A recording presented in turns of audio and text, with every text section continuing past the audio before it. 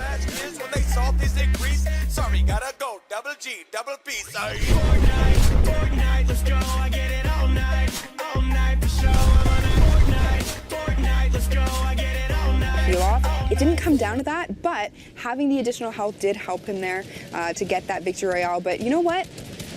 Right back into another game. This is so fast-paced. Sometimes I can't catch my breath. I'm right there with you.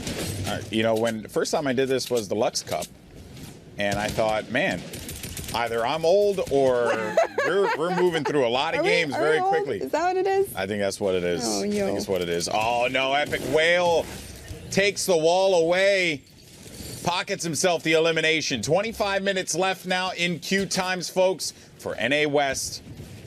We're going to see who ends out in the top 1,500 duos that will move on to tomorrow's game. Only one spot available in NA West. Only one spot indeed. And you can see here EpikWhale really just utilizing his mass amount of resources he has right now available to him.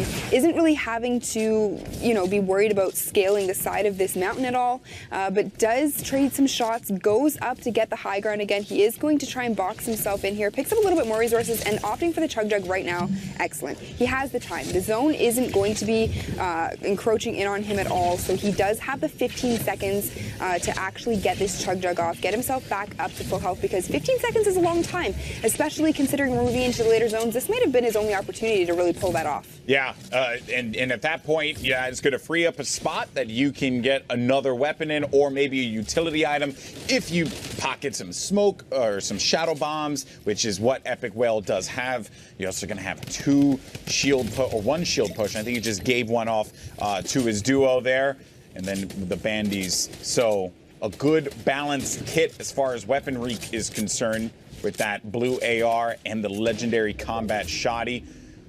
If they do take the high ground at any point in time, they can actually hold it quite nicely with those combat shotties, and then for the long range, they'll be able to use those the ARs to great effect.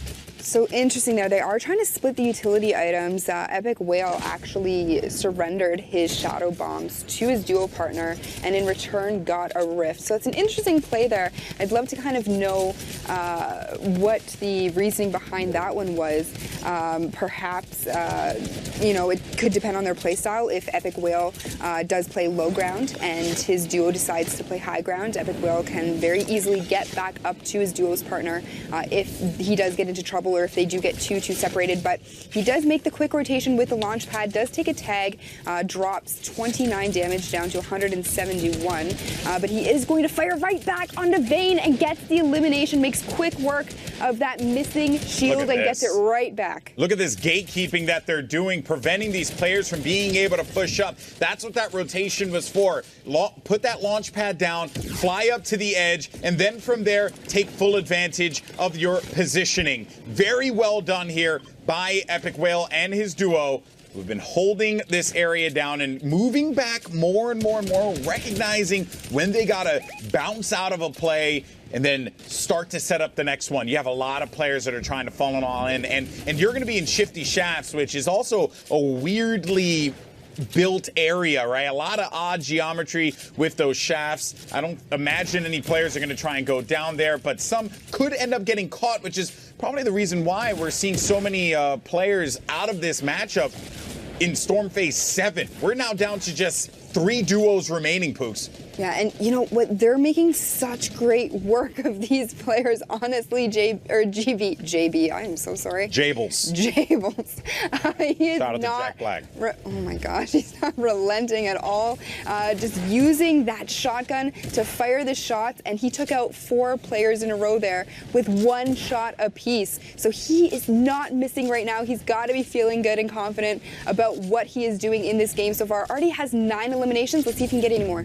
Oh, that was a fun mind game that we were seeing there between these players, because they were trying to get ownership of the wall, and it was just trading back and forth. Finally, Hanser goes down to the hand of EpikWhale, but that was a fun exchange that EpikWhale simply needed that angle. That leads us now to our final few players that will remain. 12 gauge stuck in this box. This is it. You are down now to the final duo, a good old-fashioned 2v2, and I think they're pretty confident. Yeah, like I said, pretty confident. And like I said earlier, you can see EpikWhale at the bottom utilizing the low ground and EpikWhale's duo at the top. That is exactly why they traded those utility items off earlier. That was probably their game plan the whole time. May not have been, but I just like to make myself sound like I'm right all That's the the time. kind of duo you want, you know, just a homie that's going to be up in high ground while you're doing all the work down low. Cheering you on. Just dancing. Moral support. Bringing out the beats. Look at this. Look at it's just the absurdity of this game at times. The audacity of him. I don't even. Oh, well. Oh, and he gets the elimination at the end. All right. Yeah, I guess that works. I can put in a little bit of work here. Congratulations to Epic.